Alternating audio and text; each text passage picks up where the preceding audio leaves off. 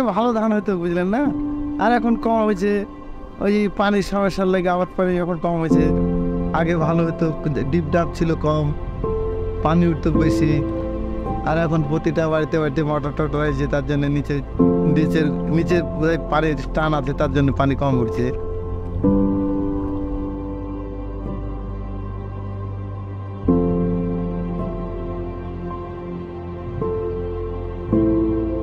পানি তলকার পানি যদি না আসে তো কি করলে? আকাশের সমস্যা, তলকার সমস্যা, তাহলে কৃষিকাজরা কি করে কি করবে?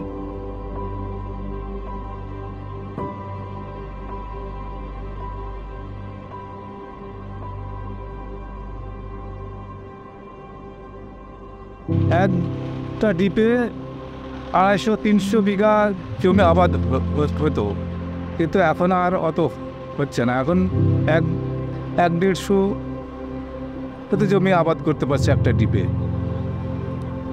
আমাদের এখন এই অঞ্চলে গাছপালা একটু কম, সেই জন্য হয়তো খরা বেশি হচ্ছে।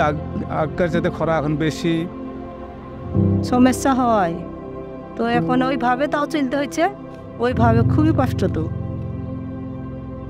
ওই যে মালমপাড়ার ডিপ আছে, ওখানে 15 দিন পরে পানি পাই আমরা, ফাটে হয়ে যাবে, তারপর পানি পাই।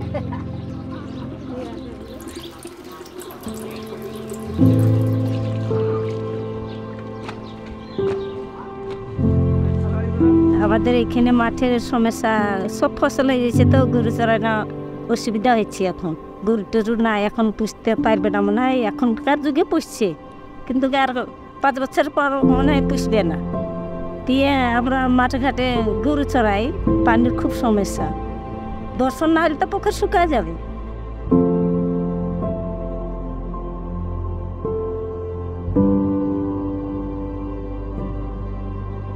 এর সুষ্ঠু সমাধান করতে গেলে আমাকে নানা ধরনের পদক্ষেপ নিতে হবে। এক হলো যে আমাদের সার্ভিস ওয়াটারটাকে রক্ষা করা, আমাদের এখানকার যে ভূগর্ভস্থ পানির স্তরে তার পানিতে পুনর্ভরণ করার আর্টিফিশিয়াল পদ্ধতিগুলি গ্রহণ করা, যাতে করে সার্ভিস ওয়াটারটা এখান থেকে ড্রেন আউট হয়ে অন্য কোথাও না চলে যেতে পারে।